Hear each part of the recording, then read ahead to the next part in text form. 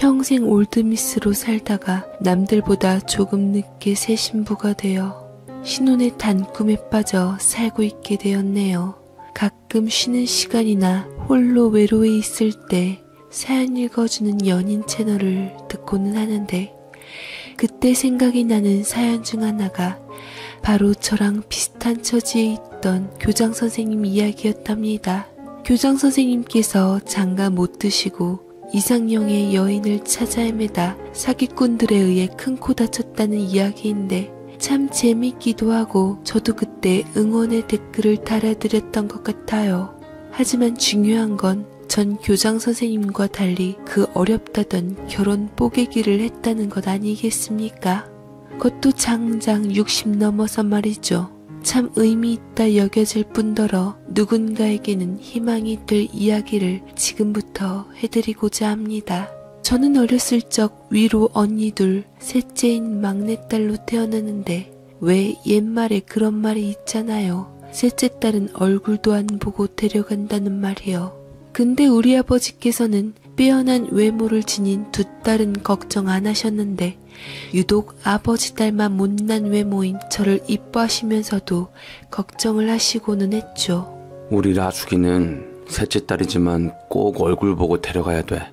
고운 지엄마 닮은 언니들과는 다르게 하필 내 인물을 닮아버렸으니 내 눈에는 날 닮아 제일 이쁜 딸이지만 다른 신랑감들 눈에도 예뻐야 시집을 잘 갈 텐데 걱정이야. 라며 저를 번쩍 안아주시며 무릎에 앉히셨는데 그럴 때마다 엄마는 제 머리를 예쁘게 따주며 볼뽀뽀를 해주시고는 다정하게 말씀하셨죠. 그런 말 말아요. 내 눈에도 우리 라숙이가 당신 닮아서 제일 예쁜걸요. 만약 눈이 삔 신랑감들만 그득하다면 우리 딸 끼고 살면 되지. 안 그래요? 걱정 마, 라숙아. 우리 이쁜 딸 엄마 아빠가 다 책임질 테니까 건강하게 잘 자라기만 해라. 알았지? 라고 말씀하시곤 하셨죠. 저희 아버지께서는 당시 중학교 선생님이셨는데 보수적인 면들이 있으셔서 굳이 딸내미들한테는 공부를 강조하시진 않으셨어요.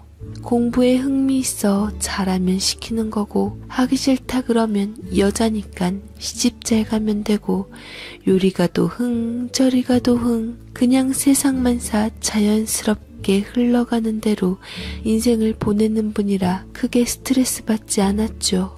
덕분에 마을에서 제일 예쁜 엄마랑도 결혼에 성공하셨으니 나름 본인 인생 성공했다고 늘 자랑스럽게 말씀하시며 화목한 가정을 일구셨습니다. 허나 엄마의 생각은 아버지와 정반대셨어요. 아버지에 비해 가방끈이 무척 짧아 아무리 여자들이지만 세상이 달라졌다고 무조건 배워야 한다고 배움의 중요성을 강조하셨습니다. 하지만 부모가 아무리 밀어붙인다 한들 그때도 지금도 본인 하기 싫으면 그만이죠 언니들은 아름다운 엄마의 외모를 닮아 예쁘장하게 생겼지만 영 공부에는 흥미가 있질 않았습니다. 노는 걸 원래 좋아하는 데다가 중학교, 고등학교를 입학하니까 본인 꾸미기에 급급하고 옆 학교 남학생들이랑도 미팅도 하고 어울려도 다니면서 첫째랑 둘째랑 쿵짝 맞아서는 신나게 다니는데 엄마도 이런 언니들을 말릴 요량이 없었죠.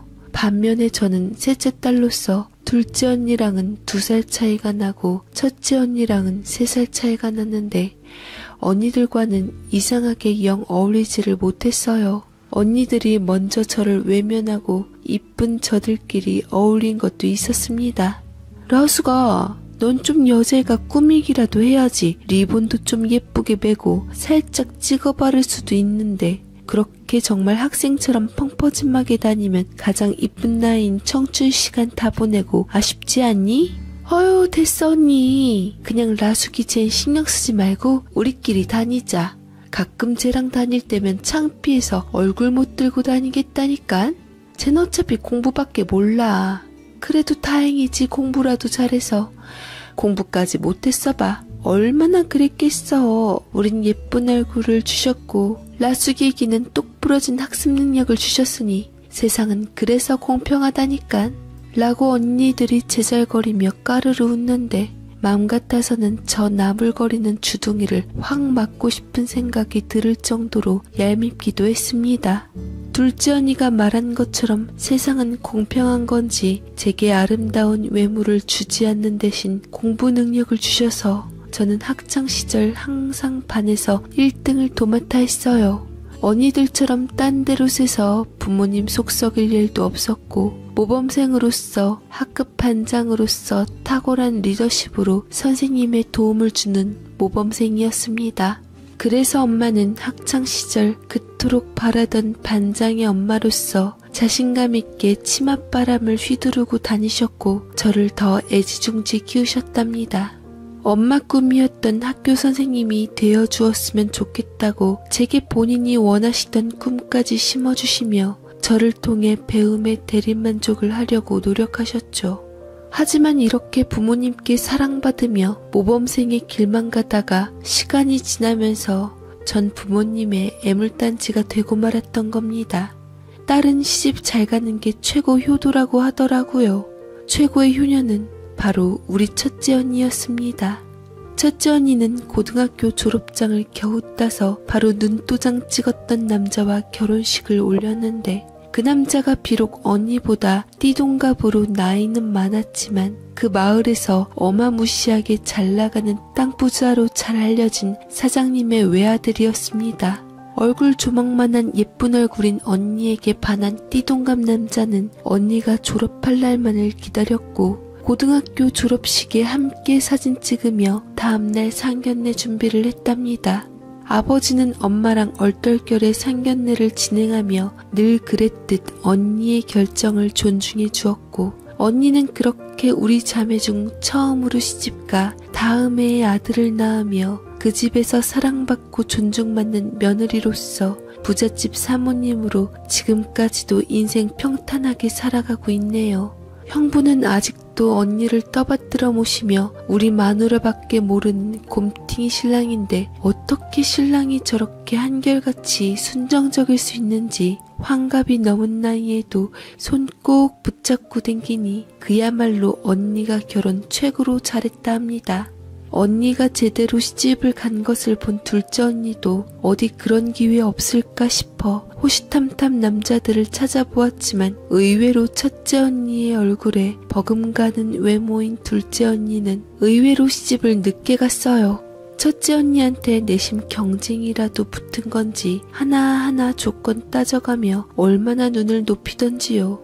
그렇다고 우리 언니가 머리가 좋아 대학을 간 건 아닌데 그래도 엄마의 잔소리에 힘입어 경기도에 올라가 미술로 전문대학교는 갔거든요.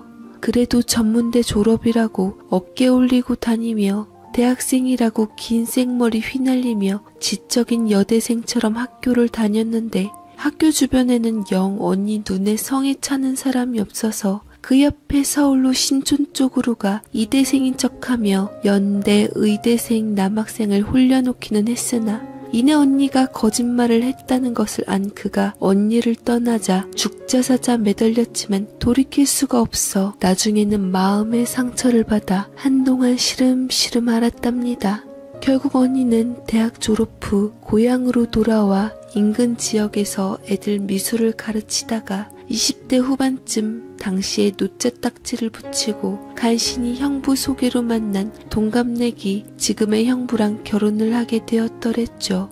그래도 아직까지 첫사랑인 연대생을 못 잊어 마음에 담고 여러모로 성에 차지 않는 결혼 생활을 하고 있는데 자매들을 만날 때마다 가끔 그의 이야기를 꺼내며 형부와 비교를 하면서도 애둘 놓고 잘 지내는 걸 보면 그래도 짝은 따로 있나 보다라고 생각하고 있네요. 그렇게 첫째, 둘째 언니가 시집가서 잘 사는 동안 저는 공부만 파고들어 엄마가 원하는 대로 교대에 떡 붙어서 졸업하자마자 교사로 발령받게 되었습니다. 당시에도 여교사가 최고라는 인식이 있었기에 여기저기서 좋은 선자리가 많이 들어왔었는데 둘째 언니가 시기 어린 셈을 보내서 어떤 기도를 하늘에게 올렸던지 저는 번번이 퇴짜를 맞고야 말았습니다. 그때마다 화를 낸 건 정작 제가 아니라 바로 엄마였어요. 아니 우리 딸이 어디가 어때서 그쪽이 뭐라고 퇴짜를 놔요? 아유 기가 막혀라. 여교사 아무나 데려가는 줄 아나? 요새 인물만 보고 시집가는 시대는 지났어. 여자가 머리가 좋아야 이세들이 머리가 좋은 줄 모르나 보지? 됐어. 나야말로 불쾌해서 그쪽 집안한테 우리 딸 못 보내. 라고 매일매일 엄마가 뚜쟁이 아줌마랑 싸우는 것도 제가 듣기에 참으로 민망하고 창피한 상황이 되었네요. 이게 한두 번 아니라 계속 그런 게 이어지자 엄마도 싸우다 못해 기가 빠진 듯 다 큰 딸을 저를 꼭 안아주시며 말씀하시더라고요. 그냥 결혼하지 말고 엄마 아빠랑 같이 살자. 그깟 결혼 안 하면 어떠냐? 너처럼 똑똑하고 잘난 애는 오히려 결혼하면 손해야. 첫째 둘째 언니들 사는 거 봐서 알고 있지? 남편이 좋아하면서 애들 키우느라 시간 다 가고 집안일 그거 해도 티도 안 나서 남편한테 집에서 놀고 먹는다는 오명만 받고 차라리 그러느니 너 혼자 선생님 대우받으면서 네 능력껏 잘 사는 것도 엄마가 보기에는 좋다 싶다. 알았지 우리 딸? 그즈음 아버지가 퇴직하면서 더 이상 축의금 봉투 거둘 일이 많이 없어지자 아예 엄마는 시집가지 말라고 못 박아놓고 저를 옆에 끼우고 우리 딸 거렸지만 내심 좋은 총각이나 선짤이 나오면 얼른 저를 한 살이라도 더 먹기 전에 보내고 싶어하는 간절한 마음이 보였답니다. 참 부모님께 죄송하더라고요. 평생 공부 잘해 속썩여 보지 못한 모범생 딸이 이렇게 뒤늦게 시집 못 가서 애물단지 될 줄 누가 알았겠습니까? 저도 제 얼굴 보면서 왜 나나 하필 아버지를 닮아서 라며 슬플 때도 많았습니다. 언니 말 맞다나 나는 시집 못 갈 팔자인가 보다 싶어 포기하고 살면서 남들 앞에서는 천연덕스럽게 잡아떼고는 했죠. 최 선생님은 대체 언제 결혼하실 겁니까? 국수 먹여주셔야죠. 이제 조금 있으면 40 되시는데 이세라도 보시려면 빨리 시집가야 하지 않겠습니까? 라며 오지랖 넓은 남자 선생님들이 얘기할 때 자존심 상해서 난 시집 안 가요. 워낙 제가 눈이 높아서 제게 맞는 사람을 당최 찾을 수가 없네요. 뒤늦게 시집가서 시집살이 하면서 시댁 비위 맞춰 살고 싶지도 않고 애 낳다가 힘들게 쌓은 제 교사 인생에 피해가게 하기도 싫고요. 그냥 전 마음 편히 혼자 사는 게 좋을 것 같아요. 그래 결혼하지 마 최 선생은. 애 낳고 시집살이 하는 거 그거 보통 아니다. 우리 시어머니도 남들이 보면 다 좋다 하시는 분인데도 나한테는 참 눈치 주고 버거운 분이라 애 키우면서 정신적으로 얼마나 힘들었는지 몰라. 차라리 속 편하게 혼자 사는 게 최고야. 난 돌아간다면 다신 결혼 같은 거 하지 않을 거야. 진짜 결혼 아무나 하는 거 아니라니까. 라며 제 대답에 여자 선생님들이 여럿 거들기도 했지만 저는 왜 이렇게 한결같이 절 시집가라 부추기는 남자 선생님이나 시집가지 말라고 말리는 여자 선생님이나 둘 다 꼴보기 싫었는지 모르겠습니다. 이것이 노자 붙은 히스테리인가 싶기도 했지만 전 그냥 절 내버려두며 결혼 갖고 제발 찍고 빠고 안 했으면 하는 바람이었어요. 어려우니 시집갈 때 되면 가고 못 가면 말지 않겠습니까? 근데 짠하게 들리시겠지만 진심으로 말로만 듣던 시댁의 매운맛 한번 겪어볼 기회라도 생겼음 했습니다. 드라마에서나 주변 여자 선생님들이 얘기할 때 시집의 매운맛은 과연 어느 정도인지 못되고 상식적이고 이해 안 되는 시어머니나 시누이 시집살이가 어떤지 궁금했고 남편이 속색이면 그거 잡는 잔소리만은 마누라 노릇도 해보고 싶고 아이 육아도 해보고 싶고 근데 뭐 이거야 결혼을 안 해서 기회가 없으니 참으로 서글픈 올드미스 팔자였지요. 우왕좌왕하던 사이 앞에 4자를 찍게 된 저는 주변에 함께하기로 한 친구들도 모두 없었고 다들 육아인 남편 뒤치다꺼리에 한가한 사람은 저밖에 없었습니다. 여행도 다니면서 투자도 하면서 돈도 벌고 시간도 많고 돈 쓸 데 없으니 통장 잔고만 늘어나 있더라고요. 참 이상하게 그것조차 슬프더이다 저는요. 유유자적 그렇게 시간이 흐르니 10년이 또 훌쩍 가버리니 제 앞에는 어느새 오자가 찾아와 드디어 오갈 데 없는 누구도 봐주지 않는 여자가 되어버리고 말았습니다. 에라 모르겠다 싶어 시집갈 돈 차곡차곡 모은 거 죄다 해지해버려 꽃다운 시절에 치장 안 했던 것을 돈도 있겠다 제 자신에게 아낌없이 투자하며 여자로서의 인생을 만끽하기로 했어요. 한꺼번에 돈을 들여서는 부담스럽기도 해서 조금씩 야금야금 저는 예뻐져가며 젊음도 되찾았습니다. 어느 스승의 날에 저를 기억한다며 감사하다고 찾은 제자들이 있었는데 제게 와서는 한껏 입을 다스리며 감탄을 금치 못하더라고요. 선생님 왜 이리 아름다우세요? 선생님의 시간은 진짜로 거꾸로 가시는 것 같아요. 누가 선생님을 50대로 보겠어요? 와, 진짜 너무 예쁘세요. 진작 이렇게 예쁘게 하고 다니셨으면 벌써 누가 채가셨을 텐데. 암튼 지금의 선생님은 정말 배우 못지않게 아름다우세요. 라며 제자들이 안타까워했는데 재밌는 것은 비록 제가 나이 들어 시술은 했더라도 기본 본바탕은 아버지 얼굴을 없애기가 죄스러워 칼을 대진 않았거든요. 그저 1:1 개인 강습으로 운동 좀 하고 피부 마사지 받고 피부과에서 관리하고 탱탱해지게 시술만 좀 받고 화장 좀 하고 다녔을 뿐 뭐 없었는데 제게 아름답다 난리를 치더라고요. 젊었을 때도 예쁘다는 소리 한 번 못 듣던 제가 나이 들어서 관리 잘하셨다 이쁘다 하니까 아직 저는 여자인 건지 기분이 나쁘진 않았습니다. 자기 관리를 위해서 대학원도 가고 논문도 쓰고 석사학위까지 받게 되면서 저는 교감 선생님 자리까지 오르게 되며 결혼 안 하고 인생을 교육에 헌신한 진정한 교육자라는 수식어를 달게 되었습니다.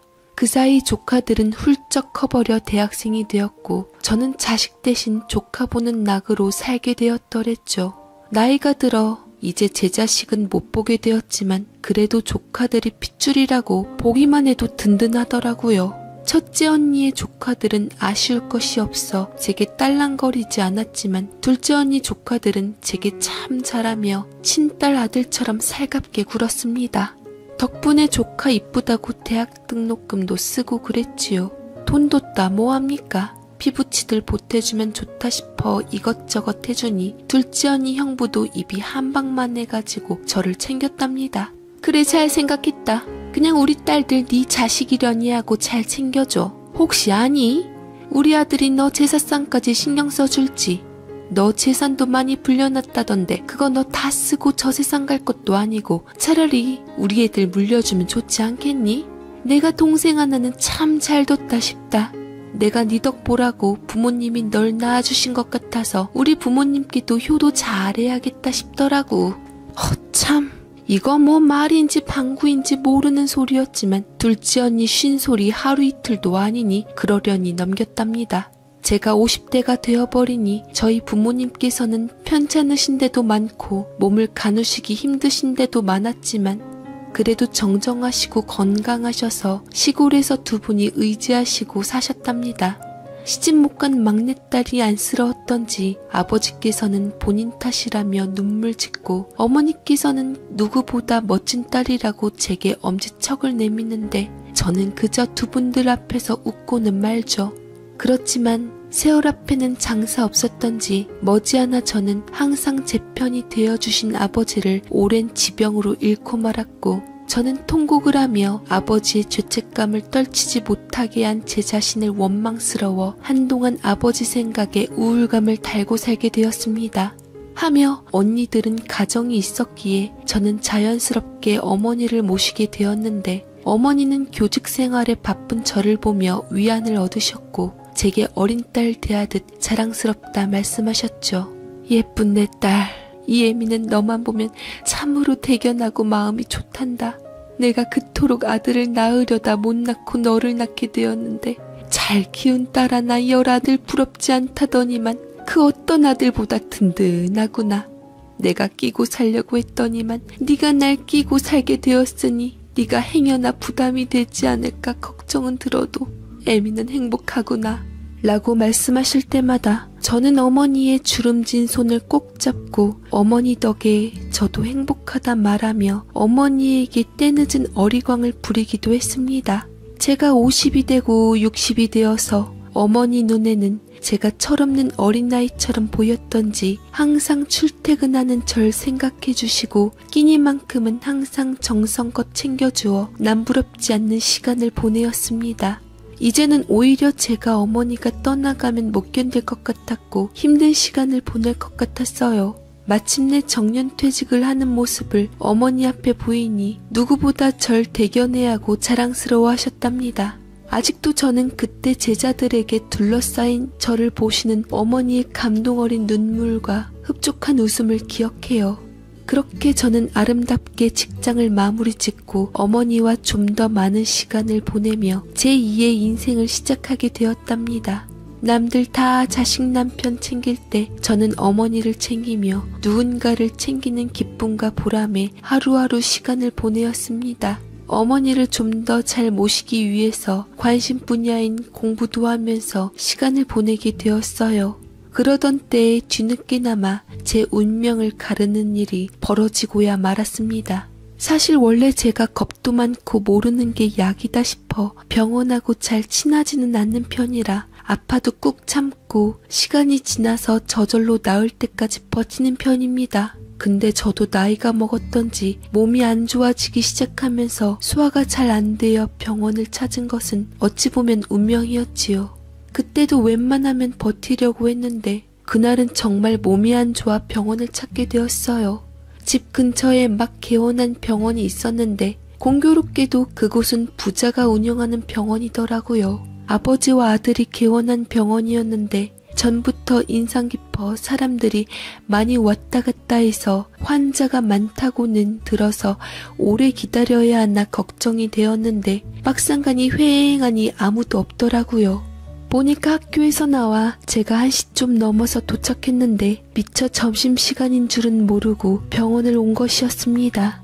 데스크를 지키고 있던 간호사들은 식사를 하러 나갔던지 없었고 안쪽 휴게실에서 두 사람이 공교롭게도 편의점에서 사온 식사를 하고 있더라고요. 저를 본 젊은 의사가 입에 음식물을 가득 담은 채 부정확한 발음으로 민망한 듯 웃으며 말했습니다. 지금 점심시간이에요. 이따 2시까지 오셔서 진료보시면 되십니다.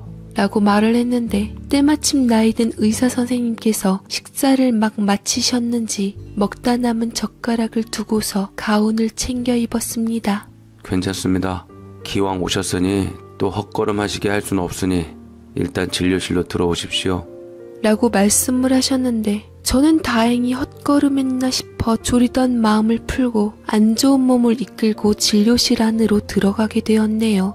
의사 선생님께서는 참으로 점잖아 보이셨는데 제 눈으로 보기에는 미중년 느낌이 강해서 참 뉘집 남편인지 부인은 좋겠다 싶었죠. 희끗희끗한 흰머리도 중후한 매력에 멋져 보였고 드문드문 주름도 멋지게 지어진 것이 하여튼 평범한 나이든 사람과는 다르게 지적이고 여유있는 분위기가 있었습니다. 청진기에 행여나 주책 맞은 제 심장이 두근거리는 게 들릴까봐 의식하게 되었는데 의사 선생님은 저를 챙겨주시며 빙그레 웃으시며 긴장을 풀어주셨습니다.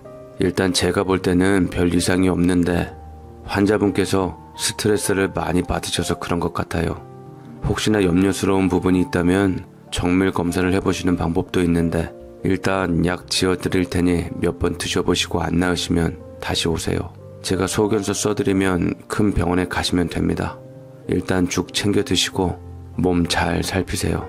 나이 들수록 스스로의 몸은 스스로가 잘 챙겨야 합니다.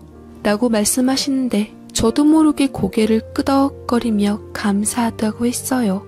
왜 그날따라 얼굴이 화끈거리는지 모르겠더라고요.